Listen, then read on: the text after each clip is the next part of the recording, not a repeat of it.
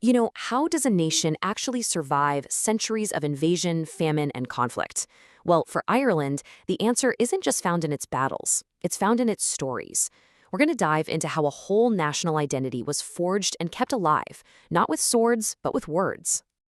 To really get a feel for Ireland, you have to go back way, way before any written records. We're starting here with these incredible ancient monuments, like Newgrange, which was built over 5,000 years ago. I mean, these structures are the real physical reminders of a story that doesn't begin in history books, but in myth.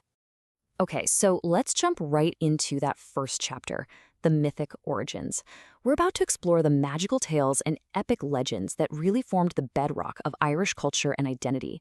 We're talking everything from demigods to these amazing heroic epics. And right at the heart of these myths are the Tuatha De Danann. Now, these weren't just gods in the typical sense. They were this incredible mythological race of demigods, absolute masters of art, music, and magic. The story goes that they were the ancestors of the Irish, which means that from the very beginning, Irish identity was tied to creativity and storytelling.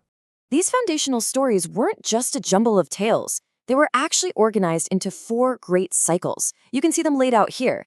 They covered everything from magical origins to the incredible feats of heroes like Cú Chulainn. For centuries, poets they were called Philith would memorize and recite these massive tales. And this wasn't just entertainment. It was like the oral library of an entire nation. It was how history, values, and a shared culture were passed down through generations. All right, so next we move into a completely new phase, a land of arrivals. We're talking about the Celts, the Vikings, and the Normans. And here's the crucial thing to understand. Each new group didn't just wipe out what came before. Instead, they added another layer, creating this incredibly complex and rich cultural identity. So first, you've got the Celts showing up around the 6th century BC, and their language and culture spread all across the island. Then, fast forward a few hundred years, and here come the Vikings. Now, they started as raiders, sure, but they were also traders, and they founded Ireland's first major towns, like Dublin. And then, in 1169, the Normans arrived, and that changed the whole power dynamic forever. And this whole process is just perfectly captured in this famous phrase that was used to describe the Normans.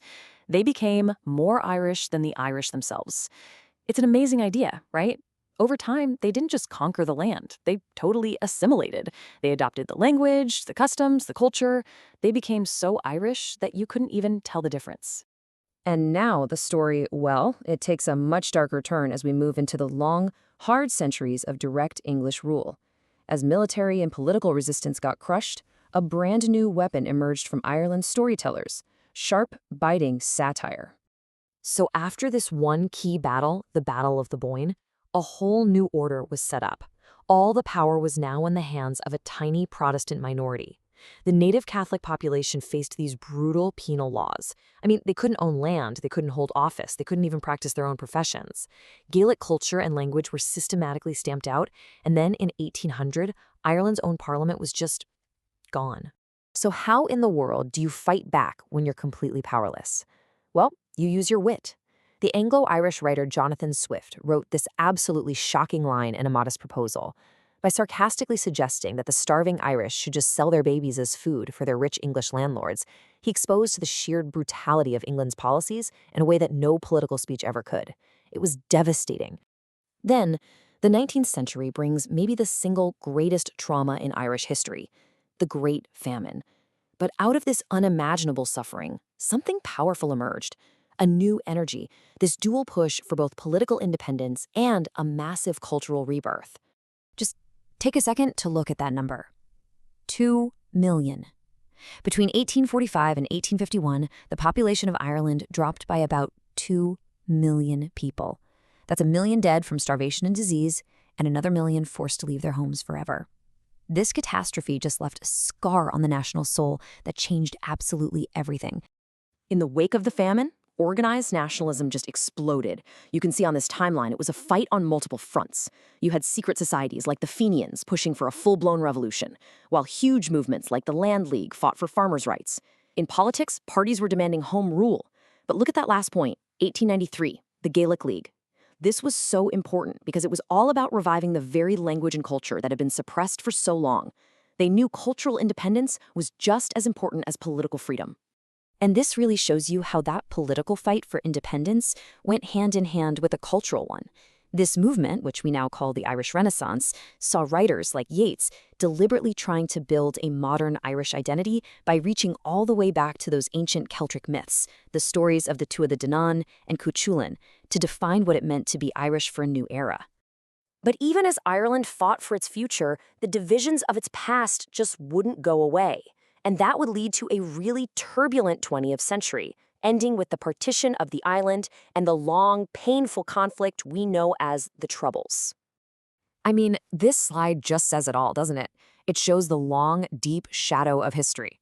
You've got this painting of the Battle of the Boyne from 1690, which cemented Protestant control, right next to an image from Bloody Sunday in 1972, a major turning point in the Troubles.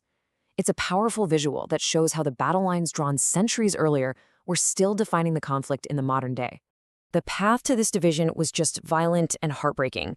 As you can see here, it really kicked off with the 1916 Easter Rising, which, even though it failed militarily, it inspired a full-blown war of independence. But the treaty that ended that war was a really painful compromise. It split the island in two. And that creation of two states led directly to a bitter civil war, tragically pitting former comrades against each other.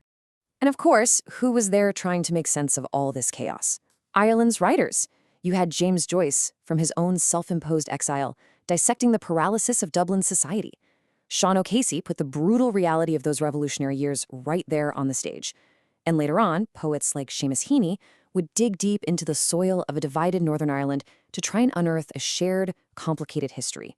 So, from mythic demigods to modern poets, the story of Ireland has always been a story of survival, told by people who just refuse to be silenced. It shows you that a nation's identity isn't just defended on a battlefield, it's imagined and it's written, and it's kept alive in the hearts of its people, generation after generation. So it kind of leaves you wondering, what story are they going to tell next?